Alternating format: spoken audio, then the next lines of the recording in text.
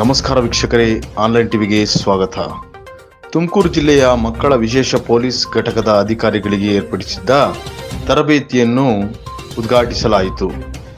ಸದರಿ ಕಾರ್ಯಕ್ರಮದಲ್ಲಿ ಮಾನ್ಯ ನ್ಯಾಯಾಧೀಶರಾದ ಶ್ರೀಮತಿ ನೂರ್ನಿಸಾರ್ ಅವರು, ಜಿಲ್ಲಾ ಮಕ್ಕಳ ರಕ್ಷಣಾಧಿಕಾರಿ ಶ್ರೀಮತಿ ಅನುಷಾರ್ ಅವರು, ಯುನಿಸೆಫ್ನ ಡಾಕ್ಟರ್ ರಾಘವೇಂದ್ರ ಭಟ್ ರವರು ಹಾಗೂ ಪೊಲೀಸ್ ಮಹಾನಿರ್ದೇಶಕರ ಕಚೇರಿಯ ಹಿರಿಯ ತರಬೇತುದಾರರಾದ ಶ್ರೀ ಲೋಹಿತ್ ರವರು ಹಾಗೂ ತುಮಕೂರು ಜಿಲ್ಲೆಯ ಎಲ್ಲ police ಠಾಣೆಗಳ PSI, ASI, CW, PO ರವರು ಹಾಜರಿದ್ದರು.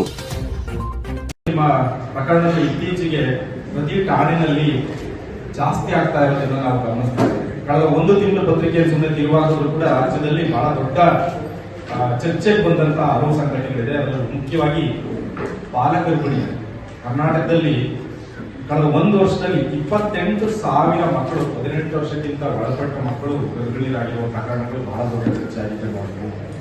ಅದಕ್ಕಿಂತ ಸ್ವಲ್ಪ ಒಂದು 20 ತಿಂಗಳ ಹಿಂದೆ ಮಂಡ್ಯ, ಮೈಸೂರು, ಬೆಂಗಳೂರು ಭಾಗದಲ್ಲಿ ಭ್ರೂಣ ಹತ್ಯೆ ಹೆಣ್ಣು ನಾವು ಅಂದ್ಕೊಳ್ತಿದ್ದೀವಿ ಇದೇನು ಕರ್ನಾಟಕವೋ, ಉತ್ತರ ಪ್ರದೇಶವೋ, ಬಿಹಾರ, ಇಡೀ ದೇಶದಲ್ಲಿ ಹರಿಯಾಣ ಅತಿ ಹೆಚ್ಚು ಭ್ರೂಣ ಹತ್ಯೆ ಇದ್ದಂತ ರಾಜ್ಯ. ಇವತ್ತಂತದ್ದು ನಾವು ಕರ್ನಾಟಕದಲ್ಲೂ ಕೂಡ ಆ ಟ್ರೆಂಡ್ ನೋಡ್ತಾ ಇರೋದು, ಆ ಮಾಫಿಯಾ ನೋಡ್ತಾ ಇರೋದು ಬಹಳ ಆಘಾತ ಸಂಗತಿ. ಮತ್ತು ಪೋಕ್ಸೋ ಪ್ರಕರಣಗಳು ಸಾಕಷ್ಟು ದಿನದಿಂದ ದಿನಕ್ಕೆ ಹೆಚ್ಚಾಗ್ತಾ ಇರೋದಿದೆಯಲ್ಲ, ನಿಜವಾಗ್ಲೂ ಗಂಭೀರವಾದಂತಹ ನಮ್ಮ ಸಮಾಜ, ಅದರಲ್ಲೂ ವಿಶೇಷವಾಗಿ ಮಕ್ಕಳು ರಕ್ಷಣೆ ಬಹಳ ತುರ್ತಿದೆ, ಅಗತ್ಯ ಇದೆ, ಅನಿವಾರ್ಯದ ಸ್ಥಿತಿಗೆ ನಾವು ತಲುಪಿದ್ದೀವಿ ಅನ್ನೋದನ್ನ ಸೂಚಿಸ್ತಾರೆ. ಇದೆಲ್ಲದರ ಹಿನ್ನೆಲೆಯಲ್ಲಿ ಬಾಲನ್ಯಾಯ ಕಾಯ್ದೆ ಅನುಸಾರ ಪ್ರತಿ ಠಾಣೆ ಕೂಡ ಮಕ್ಕಳ ವಿಶೇಷ ಪೊಲೀಸ್ ಘಟಕವನ್ನು ಹೊಂದಿರಬೇಕು, ತರಬೇತಿ ಹೊಂದಿದ ಸಿಬ್ಬಂದಿಗಳನ್ನ ಅಲ್ಲಿ ಇರಬೇಕು, ಮಕ್ಕಳ ಪರವಾಗಿ ಮಕ್ಕಳ ಸ್ನೇಹಿಯಾದ ವಾತಾವರಣವನ್ನು ಸೃಷ್ಟಿ ಮಾಡಿ ಮಕ್ಕಳಿಗೆ ಪೊಲೀಸ್ ಠಾಣೆಗಳು ರಕ್ಷಣೆಯನ್ನ ಒದಗಿಸುವ ಕೇಂದ್ರಗಳಾಗಿ ಮಾರ್ಪಾಟಾಗಬೇಕು ಅನ್ನೋ ಬಹುದೊಡ್ಡ ಆಶಯವನ್ನ ಬಾಲ ನ್ಯಾಯ ಕಾಯ್ದೆ ಹೊಂದಿರುತ್ತೆ. ನಾನು ಕಳೆದ 9 ತಿಂಗಳಲ್ಲಿ ರಾಜ್ಯದ ಬಹಳಷ್ಟು ಜಿಲ್ಲೆಗಳ ಪೊಲೀಸ್ ಠಾಣೆಗಳಿಗೆ ಭೇಟಿ ಮಾಡಿ ಪರಿಶೀಲನೆ ನಡೆಸಿದೆ. ತುಮಕೂರು ಜಿಲ್ಲೆಯಲ್ಲಿ ಕೂಡ ಸುಮಾರು ಮಧುಗಿರಿ, ಪಾವಗಡ, ಸೀಳಾ ಈ ಭಾಗದ ಪೊಲೀಸ್ ಠಾಣೆಗಳಿಗೆ ನಾನು ಭೇಟಿ ಮಾಡಿ ಪರಿಶೀಲನೆಯನ್ನ ನಡೆಸಿದೆ. ಒಂದು ಈ ಬಾಲನ್ಯಾಯ ಕಾಯ್ದೆಯನ್ನು ಅನುಸರಿಸುವಾಗ ಒಂದು ಭೌತಿಕ ಮತ್ತು ಭೌತಿಕ ಎರಡು ಹಂತಗಳಲ್ಲಿ ನಾವು ಇದನ್ನ ಆಯಾಮಗಳಲ್ಲಿ ನೋಡೋದಾದ್ರೆ, ಒಂದು ಭೌತಿಕವಾದಂತಹ ವಾತಾವರಣ ಒಂದು ಪೊಲೀಸ್ ಠಾಣೆ ಅಂತಂದಾಗ JJ ಆಕ್ಟ್ ಹೇಗೆ ಇಂಪ್ಲಿಮೆಂಟ್ ಮಾಡ್ತೀವಿ, ಏನು ದಾಖಲೆಗಳನ್ನ ನಿರ್ವಹಣೆ ಮಾಡ್ತೀವಿ, ಇನ್ಫ್ರಾಸ್ಟ್ರಕ್ಚರ್ ಅಲ್ಲಿ ಏನ್ ವ್ಯವಸ್ಥೆಗಳನ್ನು ಮಾಡ್ಕೋಬೇಕು. ನಾವು ನೋಡಿದಾಗ ಈಗ ಉದಾಹರಣೆಗೆ ಪ್ರತಿ ಪೊಲೀಸ್ ಠಾಣೆಯಲ್ಲಿ 3 ಜನ ಹೇಳ್ತಾ ಇದ್ರು ಸ್ವಾಗತ ಸಂದರ್ಭದಲ್ಲಿ 3 ಜನ ತಂಡದ ಒಂದು ಅವರ ಹೆಸರು, ಫೋನ್ ನಂಬರ್, ಅದರ ಪ್ರದರ್ಶನ ಮಾಡೋದಿರ್ಬೋದು, ಇನ್ಫಾರ್ಮೇಶನ್, ಮಕ್ಕಳ ಪ್ರಕರಣ ನಿರ್ವಹಿಸಲಿಕ್ಕೆ ಒಂದು ಮಾಸ್ಟರ್ ರಿಜಿಸ್ಟರ್ ನ, ಈ ತರದ ಹಲವು ಈ ಭೌತಿಕವಾಗಿ ಕಾಣ ಸಿಗುವ ಮತ್ತು ನಿರ್ವಹಿಸಬೇಕಾದ ದಾಖಲೆಗಳು ಮತ್ತು ಭೌತಿಕವಾಗಿ ಏನು ಬಾಲನ್ಯಾಯ ಕಾಯ್ದೆ ಮತ್ತು ರೂಲ್ಸ್ ಗಳನ್ನ ಹೇಗೆ, ಅದನ್ನ ಪೋಕ್ಸೋ ರೂಲ್ಸ್ ಅವುಗಳನ್ನ ಹೇಗೆ ಅನುಷ್ಠಾನ ಮಾಡಬೇಕು ಅನ್ನೋದ್ರ ಬಗ್ಗೆ ಇವತ್ತು ಸಂಜೆವರೆಗೂ ಸಾಕಷ್ಟು ತರಬೇತಿ ಇನ್ಪುಟ್ಸ್ ನಮಗೆ ಕೊಡುವರಿದ್ದಾರೆ ಸಂಪನ್ಮೂಲ ವ್ಯಕ್ತಿಗಳು. ಇದನ್ನ ನಾವು ಕಟ್ಟುನಿಟ್ಟಾಗಿ ನಮ್ಮ ಠಾಣೆಗಳಲ್ಲಿ ಅನುಸರಿಸದೇ ಆದರೆ ನಿಜವಾಗ್ಲೂ ಇಂಥ ಪ್ರಕರಣಗಳನ್ನ ಪರಿಣಾಮಕಾರಿಯಾಗಿ ತಡೆಗಟ್ಟಕ್ಕೆ ಸಾಧ್ಯ. ಇವಾಗ ಉದಾಹರಣೆಗೆ 28,000 ಪೋಕ್ಸೋ ಪ್ರಕರಣ, ಏನು ಬಾಲ ಗರ್ಭಿಣಿಯ ಪ್ರಕರಣ ಬಂದಿದೆ. ನಾವೀಗ ಶಿಕ್ಷಣ ಇಲಾಖೆಯ ಪ್ರಿನ್ಸಿಪಲ್ ಸೆಕ್ರೆಟರಿಯವರಿಗೆ ಮತ್ತು ಹೆಲ್ತ್ ಡಿಪಾರ್ಟ್ಮೆಂಟ್ ನ ಪ್ರಿನ್ಸಿಪಲ್ ಸೆಕ್ರೆಟರಿ ಆಯೋಗದಿಂದ ಪತ್ರ ಕಳಿಸಿದೆ. ಉದಾಹರಣೆಗೆ ಈ ಮಾಹಿತಿಯನ್ನ ನೀವು ಕೊಡಿ ಮತ್ತು FIRs ಆಗಿದೆಯಾ ಇರುವ ಇಂಥ ಪ್ರಕರಣಗಳಲ್ಲಿ ಎಷ್ಟಾಗಿದೆ, ಈ ಮಾಹಿತಿಯನ್ನ ಆಧರಿಸಿ ಶಿಕ್ಷಣ ಇಲಾಖೆಯವರಿಗೆ ಒಂದು ಮಾಹಿತಿಯನ್ನು ಕೇಳ್ತಾ ಇದ್ದೀವಿ. ಏನು ಈ 28,000 ಮಕ್ಕಳಲ್ಲಿ ಸರ್ ಎಷ್ಟು ಮಕ್ಕಳು ಶಾಲೆಯಲ್ಲಿ ಇದ್ರು, ಶಾಲೆ ಬಿಟ್ಟವ್ರು ಎಷ್ಟು, ಏನ್ ಉತ್ತರ ಕೊಡ್ಬೇಕು?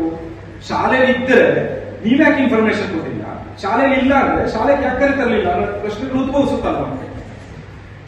ಈ ತರದ್ದು ಸಂಗತಿಗಳು ನೋಡಿ. ಶಾಲೆ ನಾವು ಯೋಚನೆ ಮಾಡ್ತಿದ್ವಿ ಕಾರಣದಿಂದ ಹಿಂಭಾಗ ಶಾಲೆ ಅಂದ್ರೆ ಒಂದು ಶಿಕ್ಷಣದ ಕೇಂದ್ರ ಅಂತ. ಇವತ್ತು ಶಾಲೆಗಳು ಕೇವಲ ಶಿಕ್ಷಣದ ಕೇಂದ್ರಗಳಲ್ಲ, ಶಾಲೆ ಶಿಕ್ಷಣ ಮತ್ತು ರಕ್ಷಣೆಯ ಕೇಂದ್ರಗಳು.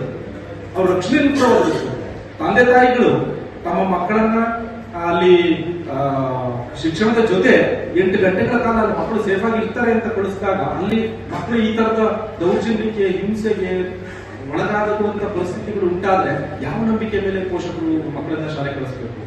ಹಾಗಾಗಿ ಇವತ್ತು ದುರಂತ ಶಾಲೆಗಳಲ್ಲಿ ವಾತಾವರಣ ಕಷ್ಟ ಆಗ್ತಾ ಇದೆ.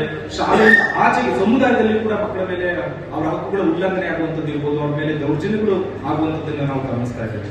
ಇಂಥ ಎಲ್ಲಾ ಸಂದರ್ಭಗಳಲ್ಲಿ ವಿಶೇಷವಾಗಿ ಸುಮಾರು 23-24 ಇಲಾಖೆಗಳು ಮಕ್ಕಳಿಗೆ ಪ್ರತ್ಯಕ್ಷವಾಗಿ ಅಥವಾ ಪರೋಕ್ಷವಾಗಿ ಅವರ ಕೇಂದ್ರೀಕರಿಸಿ ಅಥವಾ ಅವರ ಪರವಾಗಿ ಅವರನ್ನು ಉದ್ದೇಶಿಸಿ ರಕ್ಷಣೆ ಮಾಡುವ ಜವಾಬ್ದಾರಿಯನ್ನು ಹೊಂದಿದ್ದಾರೆ. ಅದರಲ್ಲಿ ಪ್ರಧಾನವಾದಂತಹ ಇಲಾಖೆ ಪೊಲೀಸ್. ನಮ್ಮ ನ್ಯಾಯಾಧೀಶರು ಹೇಳ್ತಾ ಇದ್ದಾರೆ, ನಿಮ್ಮ ಉಪಸ್ಥಿತಿನೇ ಬಹಳ ಮುಖ್ಯ. ಎಷ್ಟೋ ಸಂದರ್ಭಗಳಿದೆ. ಫಾರ್ ಎಕ್ಸಾಂಪಲ್, ಈಗ ನವೆಂಬರ್ ತಿಂಗಳಲ್ಲಿ ನಾನು ಗೊತ್ತಿಲ್ಲ ಇಲ್ಲಿ ಕೂತಿರೋರು ಎಷ್ಟು ಜನ ನವೆಂಬರ್ 14ರಿಂದ ಜನವರಿ 24ರವರೆಗೆ ಈ 10 ವಾರಗಳ ಪಂಚಾಯತ್ ರಾಜ್ ಇಲಾಖೆ ಅನುಸರಿಸ್ತಾ ಇರುವಂತಹ ಮಕ್ಕಳ ಸ್ನೇಹಿ ಗ್ರಾಮ ಪಂಚಾಯತ್ ಅಭಿಯಾನದಲ್ಲಿ ಮಕ್ಕಳ ಗ್ರಾಮ ಸಭೆಯಲ್ಲಿ ನೀವು ಎಷ್ಟು ಜನ ಭಾಗವಹಿಸಿದ್ರಿ? ನಾವು ಪಂಚಾಯತ್ನವ್ರನ್ನ ಕೇಳ್ತೀವಿ, ನಿಮಗೆ ಗೊತ್ತಿದೆ ಪ್ರತಿಯೊಂದು ಪಂಚಾಯತಿಗೆ ಮಹಿಳೆ ಮತ್ತು ಮಕ್ಕಳ ಕಾವಲು ಸಮಿತಿ, ಇದರಲ್ಲಿ ನಿಮ್ಮ ಬೀಟ್ ಪೊಲೀಸ್ ಕೂಡ ಒನ್ ಆಫ್ ದ ಮೆಂಬರ್. 3 ತಿಂಗಳಿಗೊಮ್ಮೆ ಸಭೆ ನಡೀಬೇಕು. ಎಷ್ಟು ಪಂಚಾಯತಿಗಳಲ್ಲಿ ಪೊಲೀಸ್ನವ್ರು ಇನ್ವೈಟ್ ಮಾಡ್ತಾರೋ ನನಗೆ ಗೊತ್ತಿಲ್ಲ. ನಾನು ಎಲ್ಲ ತಾಲೂಕು ಪಂಚಾಯತ್ ಇಒಸ್ ಮೀಟಿಂಗ್ ತಗೊಂಡಿದ್ದೆ, ತಹಸೀಲ್ದಾರ್ಸ್ ಮೀಟಿಂಗ್ ಇದೆ ತುಮಕೂರಲ್ಲಿ. ಅವ್ರು ಕೇಳಿದಾಗ ಅವ್ರದ್ದು ವಾದ ಏನು, ಸರ್ ಕರಿತೀವಿ ಸರ್, ಬರಲ್ಲ. ಇಲ್ಲಿ ಪೊಲೀಸ್ನವ್ರು ನಾನು ರೀಸೆಂಟ್ ಆಗಿ SJP ಘಟಕದ ರಿವ್ಯೂ ಮಾಡಿ ಕೇಳಿದಾಗ, ಸರ್ ನಮ್ಗೆ ಪಂಚಾಯತಿಯವರಿಂದ ಮಾಹಿತಿನೇ ಬರಲ್ಲ ಸರ್, ಕರೆದ್ರೆ ನಾವ್ಯಾಕೆ ಹೋಗಲ್ಲ ಅಂತ ಪೊಲೀಸ್ನವರು. ಹಾಗಾಗಿ ಎರಡೂ ಇಲಾಖೆಯಲ್ಲಿ ಈ ಸಮನ್ವಯಗಳನ್ನ ನಾವು ಸಾಧಿಸಿದಾಗ ಮಾತ್ರ, ಇಲಾಖೆಗಳ ನಡುವೆ ಸಮನ್ವಯ ಸಾಧಿಸಿದಾಗ ಮಾತ್ರವೇ ಬಹಳ ಮುಖ್ಯ. ನಾನು ಇತ್ತೀಚೆಗೆ ಕಡೂರು ತಾಲೂಕಿನ ಪಂಚನಹಳ್ಳಿ ಗ್ರಾಮ ಪಂಚಾಯತಿ ಭೇಟಿ ಮಾಡಿದ್ದೆ ಮತ್ತು ಪೊಲೀಸ್ ಠಾಣೆ ಭೇಟಿ ಮಾಡಿದ್ದೆ. ಆ ಮಕ್ಕಳ ಸಭೆಗೆ ಭಾಗವಹಿಸಿದಾಗ ಮಕ್ಕಳು ಬಹಳ ಖುಷಿಯಿಂದ ಪೊಲೀಸ್ ಇಲಾಖೆಗೆ ಅಭಿನಂದನೆ ಸಲ್ಲಿಸಿದ್ರು. ಏಕೆ ಅಂತ ನನ್ನ ಮಕ್ಕಳಿಗೆ ಕೇಳಿದೆ, ಸರ್ ಕಳೆದ 3-4 ವರ್ಷದಿಂದ ನಮ್ಮ ಶಾಲಾ ಆವರಣದಲ್ಲಿ ಬಂದು ಎಂಡ ಕುಡಿದು ಬಾಟ್ಲಿ ಎಲ್ಲ ಹೊರಗೆ ಹೋಗ್ತಾ ಇದ್ರು, ನಮ್ಗೆ ಅದೇ ದೊಡ್ಡ ಹಿಂಸೆ ಆಗ್ಬಿಟ್ಟಿತ್ತು. ನಾವು ಪೊಲೀಸ್ ಸಾರಿಗೆ ಹೇಳಿ. ಹೆಚ್ಚಿನ ಸುದ್ದಿಗಳಿಗಾಗಿ ನಮ್ಮ ಚಾನೆಲ್ ಅನ್ನ ಲೈಕ್ ಮಾಡಿ, ಸಬ್ಸ್ಕ್ರೈಬ್ ಮಾಡಿ.